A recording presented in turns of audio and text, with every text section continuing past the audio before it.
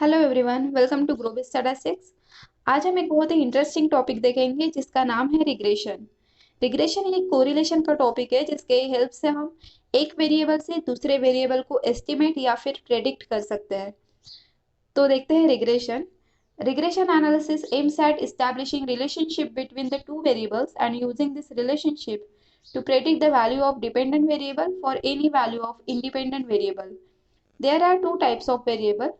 First, the variable whose value is used for the prediction is known as independent variable. And second, the variable whose value is to be predicted is known as dependent variable. For example, यहाँ पे हमने data लिया advertisement and cell का। Suppose कोई mobile company अगर 10 rupees की advertise करती है तो उसे 100 रुपीज़ की सेल हो रही है। अगर 20 रुपीज़ की एडवर्टाइज करने के बाद 200 रुपीज़ की सेल होती है। एंड अगर 30 रुपीज़ की सेल एडवर्टाइज करते हैं तो 300 रुपीज़ की सेल होगी। अगर हमें पूछते हैं कि 40 रुपीज़ की एडवर्टाइज करते हैं तो कितने रुपीज़ की सेल होगी, तो ये डेटा बहुत ही सिंपल है, हम इजीली प्रेडिक्ट कर सकते हैं। तो यहाँ पे आंसर होगा 400। मीन्स 40 रुपीज़ की एडवर्टाइज करने के बाद 400 रुपीज़ की सेल होगी। और अगर हमें पूछते हैं कि 500 रुपीज़ की सेल अगर हमें चाहिए तो कितने रुपीज़ की एडवर्टाइज करनी होगी, तो यहाँ पे हमारा आंसर होगा 50 रुपीज़। 50 रुपीज़ की एडवर्टाइजमेंट करने के बाद 500 रुपीज़ की सेल होगी। यहाँ पे हम एक वेरिएबल से दूसरे वेरिएबल को प्रेडिक्ट कर रहे हैं। सेकेंड एग्जाम्पल देखते हैं। ये डेटा लिया है हमने टेम्परेचर एंड ईल्ड का। सपोज 40 डिग्री सेल्सियस टेम्परेचर पे 10,000 रुपीज़ की ईल्ड हो रही है। 35 डिग्री सेल्सियस टेम्परेचर में 8,000 रुपीज़ की ईल्ड होती है। 30 डिग्री सेल्सियस टेम्परेचर पे 6,000 रुपीज़ की ईल्ड हो रही है। तो 20 डिग्री सेल्सियस पे कितने 1,000 रुपीज़ की ईल्ड होगी, ये हमें फाइंड आउट करना है।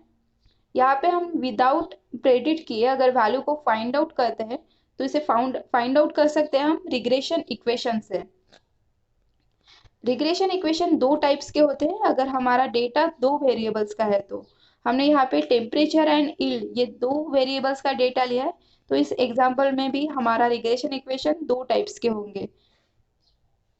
इस क्वेश्चन में हमें वेरिएबल y की वैल्यू एस्टिमेट करनी है। तो ईल्ड डिपेंड कर रहा है टेम्परेचर में, तो ईल्ड ये डिपेंडेंट वेरिएबल होगा एंड टेम्परेचर ये इंडिपेंडेंट वेरिएबल होगा।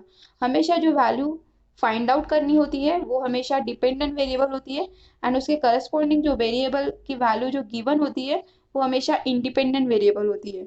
तो ये variable y depends on variable x बोल सकते हैं। मीन्स यहाँ पे हम सिंपली y ऑन x भी बोल सकते हैं। ये हमारा फर्स्ट इक्वेशन इक्वेशन होगा, equation equation y on x। इस इक्वेशन इक्वेशन से हम वेरिएबल y की वैल्यू प्रेडिक्ट कर सकते हैं, मीन्स एस्टिमेट कर सकते हैं। सेकेंड क्वेश्चन में हमें पूछा गया है कि अगर 12,000 रुपीज़ की यील्ड हमें चाहिए तो कितने रुपीज़ की टेम्परेचर होना, कितने डिग्री सेल्सियस टेम्परेचर होना चाहिए। तो यहाँ पे टेम्परेचर की वैल्यू हमें फाइंड आउट करनी है। मीन्स टेम्परेचर डिपेंडेंट वेरिएबल होगा एंड टेम्परेचर डिपेंड कर रहा है ईल्ड पे, तो टेम्परेचर डिपेंडेंट वेरिएबल होगा and yield independent variable. Means यहाँ पे variable x depends on variable y होगा, तो यहाँ पे हम सिंपली बोल सकते हैं वेरिएबल x ऑन y। तो इस रिग्रेशन इक्वेशन से हम वेरिएबल x की वैल्यू एस्टिमेट कर सकते हैं। तो ये दो टाइप्स के रिग्रेशन इक्वेशन है, y on x and x on y। तो ये एग्जैक्टली रिग्रेशन इक्वेशन है क्या, ये हम देखेंगे। इसके पहले हम देखते हैं regression coefficient. It represent the change in value of dependent variable y for a unit change in the value of independent variable x। Regression equation y on x के लिए रिग्रेशन कोएफिशिएंट रिप्रेजेंट करता है b y x से, and regression equation x on y इस equation के लिए regression coefficient represent होता है b x y से। तो ये दो रिग्रेशन इक्वेशन के दो रिग्रेशन कोएफिशिएंट है, y ऑन x के लिए b y x and x on y के लिए b x y।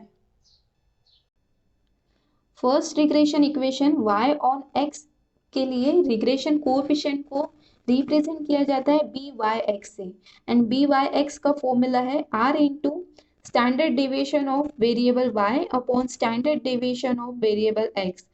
R is represented for correlation coefficient. And second regression equation x on y के लिए रिग्रेशन कोएफिशिएंट को रिप्रेजेंट किया जाता है बी एक्स वाई से, एंड बी एक्स वाई का फॉर्मूला है R into standard deviation of variable x upon standard deviation of variable y. Next हम देखेंगे regression equation. Regression equation used for estimating the value of the one variable from value of the other variable is called regression equation. Line of regression of y on x is y minus y bar is equals to byx into x minus x bar. इसे याद करने की जरूरत नहीं है, हम इसे easily याद रख सकते हैं. यहाँ पे regression equation y on x के लिए रिग्रेशन इक्वेशन है.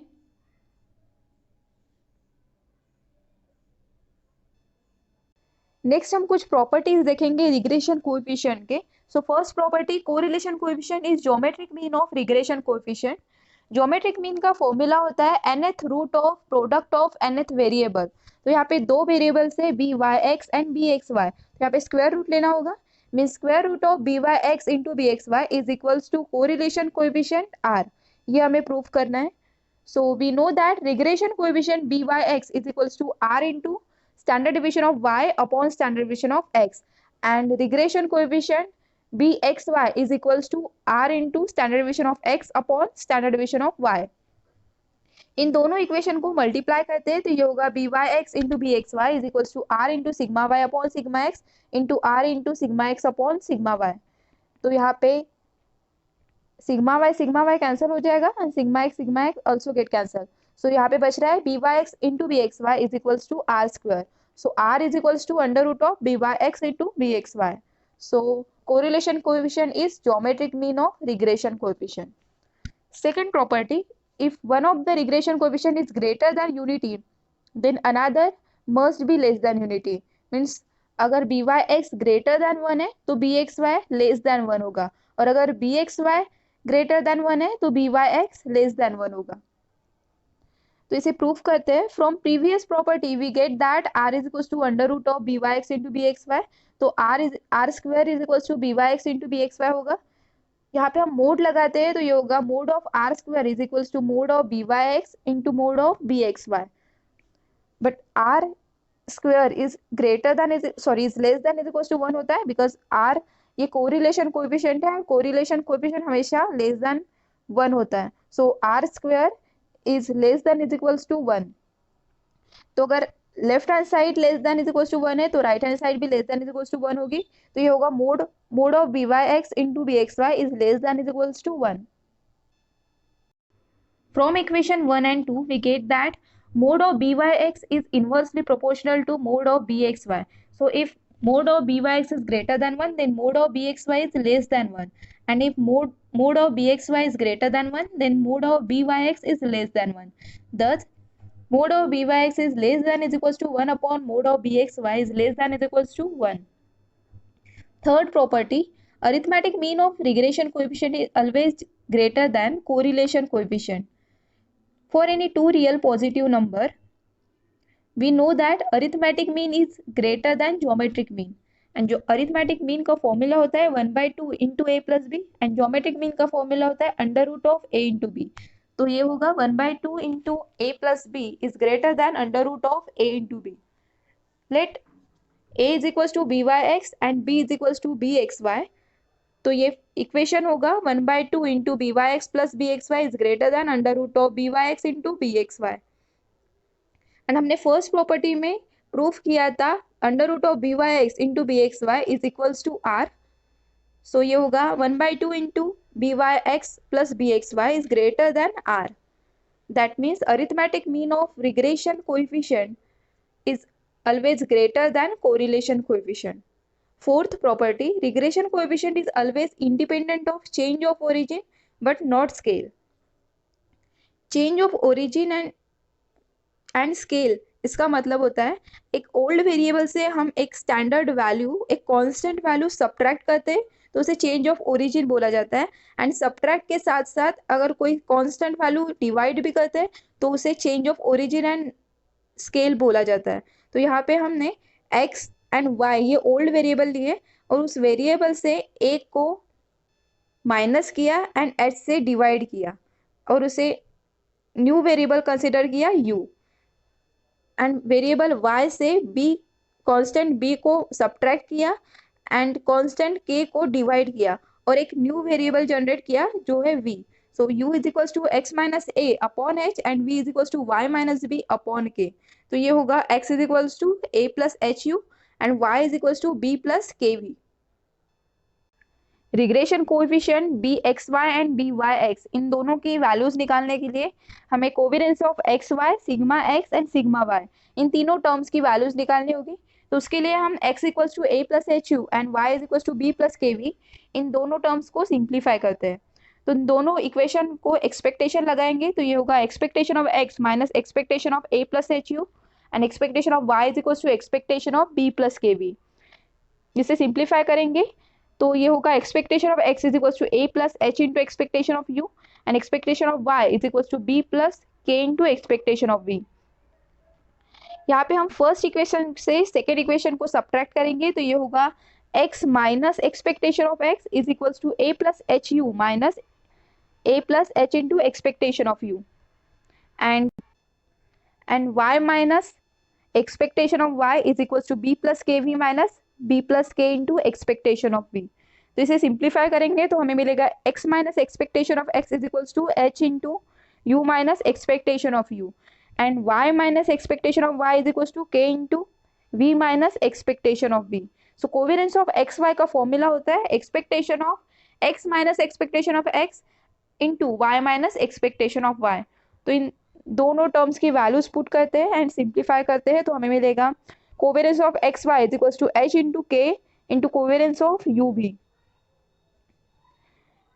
and sigma x square का फॉर्मूला होता है expectation of x minus expectation of x whole square x and expectation of x इसकी वैल्यूज पुट कर देंगे उसे सिंप्लीफाई करेंगे तो हमें मिलेगा sigma x is equals to h into sigma u and sigma y square is equals to expectation of y minus expectation of y ये formula होता है। इसे सिंप्लीफाई करेंगे तो सिग्मा y की वैल्यू मिल जाएगी हमें k into sigma v।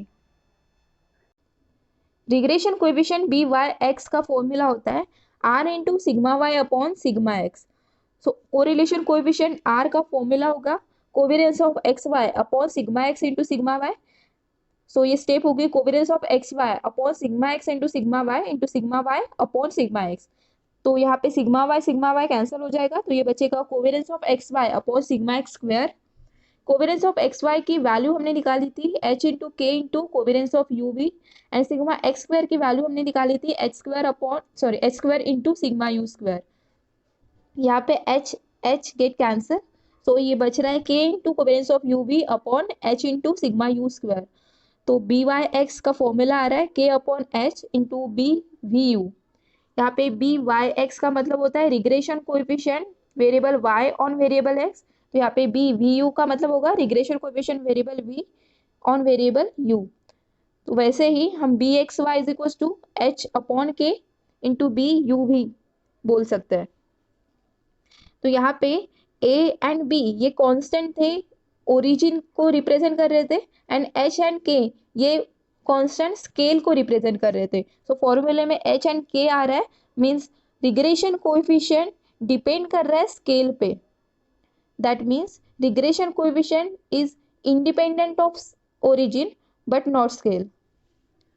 Next fifth property angle between lines of regression is theta is equals to tan इनवर्स mod of 1 minus r square upon r sigma x into sigma y upon sigma x square plus sigma y square.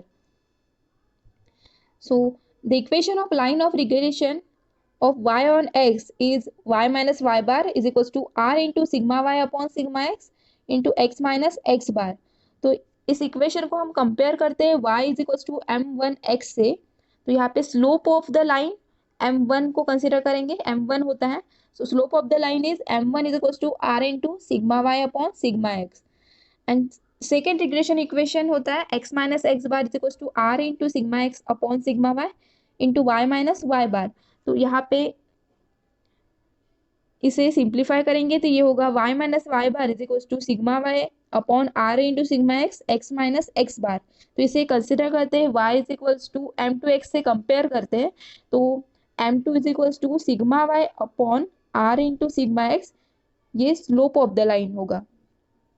Mean slope of the line m1 मिल रही है हमें r into sigma y upon sigma x and second m2 मिल रही है sigma y upon r into sigma x. तो दो regression equation के एंगल का फॉर्मूला होता है tan theta is equal to m2 minus m1 upon 1 plus m1 into m2। इसके वैल्यूज पुट करते हैं तो ये होगा sigma y upon r into sigma x minus r sigma y upon sigma x upon 1 plus r into sigma y upon sigma x into sigma y upon r sigma x. इसे simplify करेंगे तो हमें ये step मिलती है sigma x into sigma y minus r square sigma x sigma y upon r sigma x square upon r sigma x square plus r sigma y square upon r sigma x square. तो यहाँ पे r sigma x square r sigma x square cancel हो जाएगा तो ये होगा 1 minus r square sigma x into sigma y upon r sigma x square plus r sigma y square. तो यहाँ से हमने आर को कॉमन निकाला है तो ये होगा 1 minus r square sigma x into sigma y upon r into sigma x square plus sigma y square. तो इसे हम mod of 1 minus r square upon r sigma x into sigma y upon sigma x square plus sigma y square पे बोल सकते हैं। तो ये होगा theta is equal to tan inverse mod of 1 minus r square upon r sigma x into sigma y upon sigma x square plus sigma y square.